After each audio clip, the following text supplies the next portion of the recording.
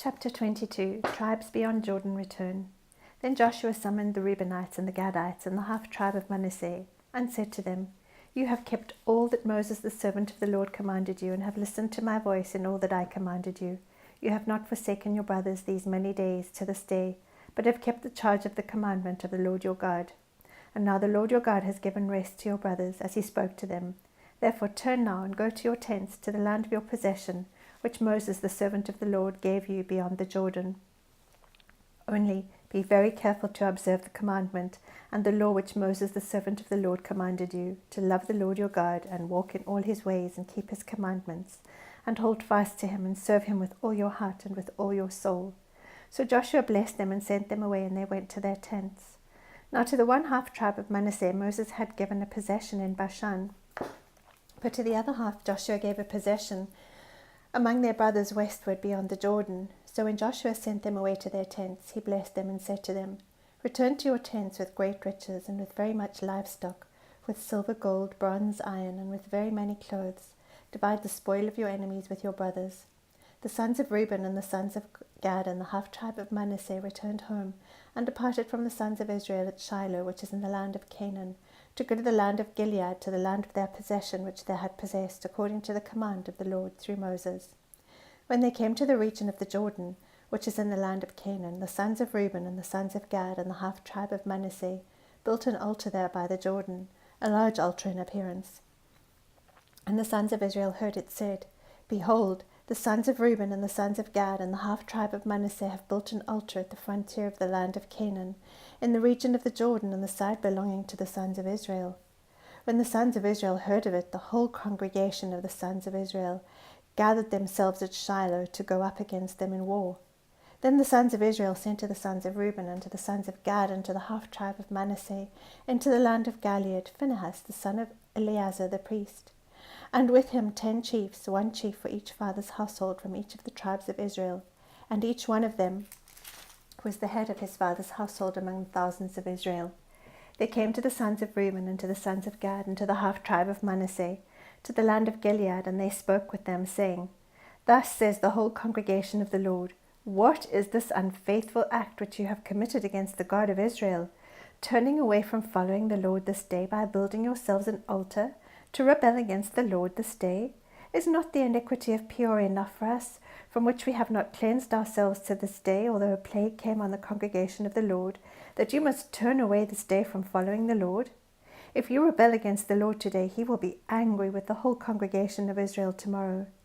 If, however, the land of your possession is unclean, then cross into the land of the possession of the Lord, where the Lord's tabernacle stands, and take possession among us. Only do not rebel against the Lord, or rebel against us, by building an altar for yourselves besides the altar of the Lord our God. Did not Achan the son of Zerah act unfaithfully in the things under the ban, and wrath fall on all the congregation of Israel? And that man did not perish alone in his iniquity. Then the sons of Reuben and the sons of Gad and the half-tribe of Manasseh answered, and spoke to the heads of the families of Israel.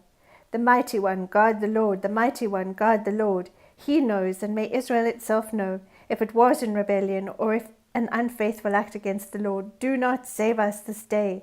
If we have built us an altar to turn away from following the Lord, or if to offer a burnt offering or grain offering on it, or if to offer sacrifices of peace offerings on it, may the Lord himself require it. But truly, we have done this out of concern, for a reason, saying, In time to come your sons may say to our sons, What have you to do with the Lord, the God of Israel? For the Lord has made the Jordan a border between us and you, you sons of Reuben and sons of Gad. You have no portion in the Lord. So your sons may make our sons stop fearing the Lord.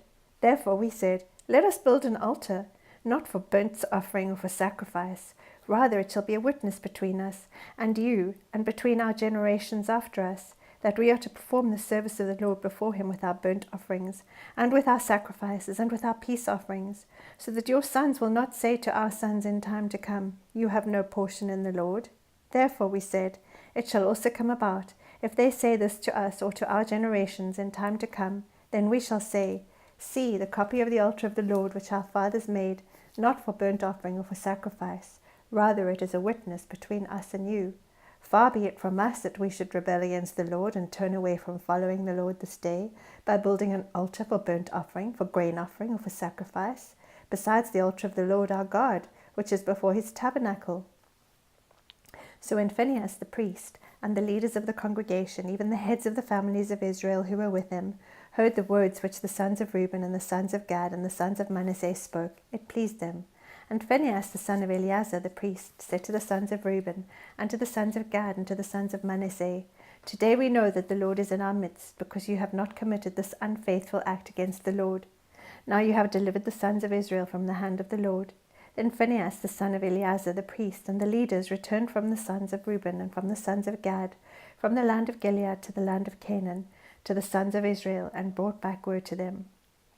The word pleased the sons of Israel, and the sons of Israel blessed God, and they did not speak of going up against them in war to destroy the land in which the sons of Reuben and the sons of Gad were living.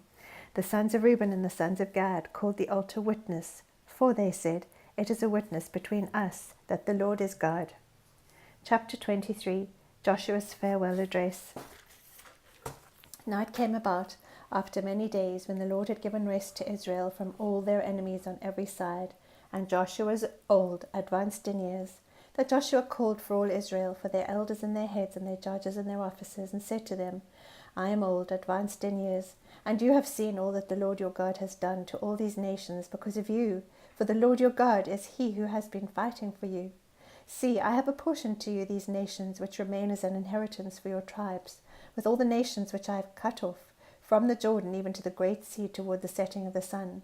The Lord your God, he will thrust them out from before you, and drive them from before you, and you will possess their land, just as the Lord your God promised you. Be very firm then, to keep and do all that is written in the book of the law,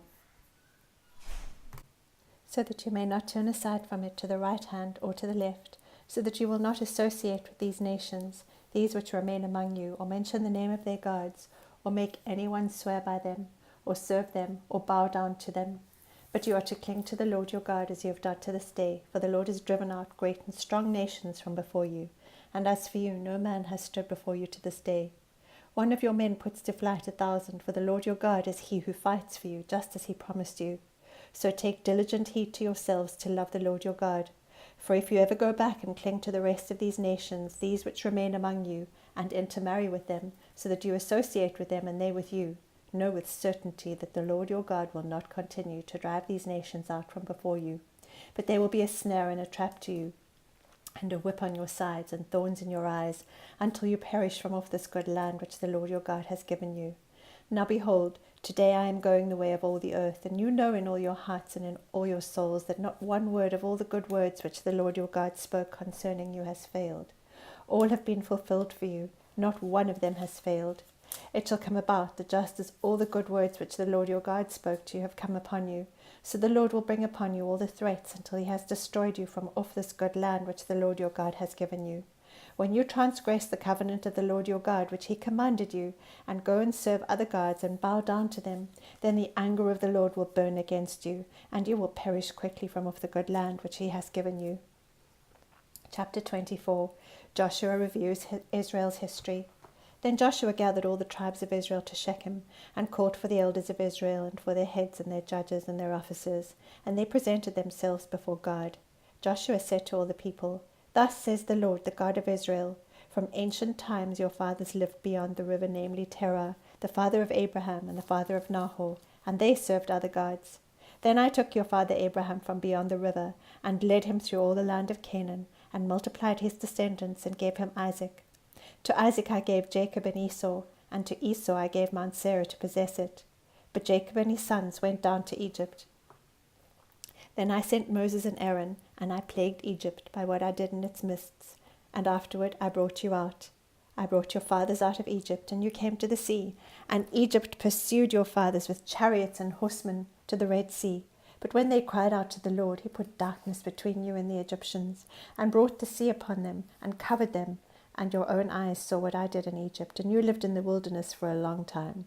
Then I brought you into the land of the Amorites, who lived beyond the Jordan, and they fought with you, and I gave them into your hand, and you took possession of their land when I destroyed them before you. Then Balak the son of Zippor, king of Moab, arose and fought against Israel, and he sent and summoned Balaam the son of Beor to curse you. But I was not willing to listen to Balaam, so he had to bless you, and I delivered you from his hand. You crossed the Jordan and came to Jericho, and the citizens of Jericho fought against you, and the Amorite and the Perizzite and the Canaanite and the Hittite, and the Girgashite, the Hivite and the Jebusite. Thus I gave them into your hand. Then I sent the hornet before you, and it drove out the 2 kings of the Amorites from before you, but not by your sword or your bow. I gave you a land on which you had not laboured, and cities which you had not built, and you have lived in them. You are eating of vineyards and olive groves which you did not plant. Now therefore fear the Lord, and serve him in sincerity and truth, and put away the gods which your fathers served beyond the river and in Egypt, and serve the Lord. If it is disagreeable in your sight to serve the Lord, choose for yourselves today whom you will serve, whether the gods which your fathers served, which were beyond the river, or the gods of the Amorites in whose land you are living. But as for me and my house, we will serve the Lord. The people answered and said, Far be it from us that we should forsake the Lord to serve other gods. For the Lord our God is he who brought us and our fathers up out of the land of Egypt, from the house of bondage, and who did these great signs in our sight, and preserved us through all the way in which we went, and among all the peoples through whose midst we passed. The Lord drove out from before us all the peoples, even the Amorites who lived in the land. We also will serve the Lord, for he is our God. Then Joshua said to the people, You will not be able to serve the Lord, for he is a holy God. He is a jealous God. He will not forgive your transgression or your sins. If you forsake the Lord and serve foreign gods, then he will turn and do you harm and consume you after he has done good to you. The people said to Joshua, No, but we will serve the Lord.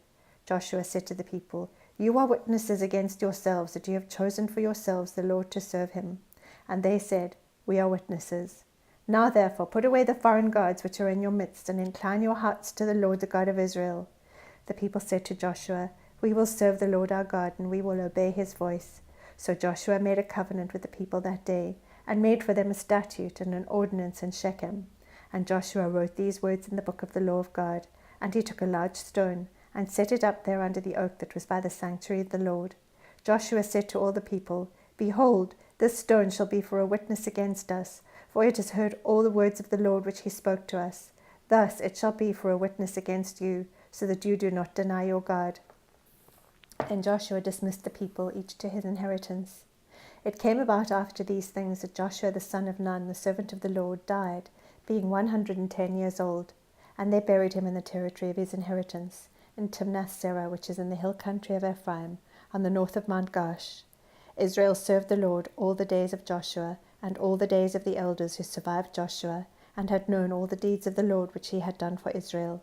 Now they buried the bones of Joseph, which the sons of Israel brought up from Egypt at Shechem, in the piece of ground which Jacob had bought from the sons of Hamor, the father of Shechem, for 100 pieces of money, and they became the inheritance of Joseph's sons. And Eleazar the son of Aaron died, and they buried him at Gibeah of Phinehas his son, which was given him in the hill country of Ephraim.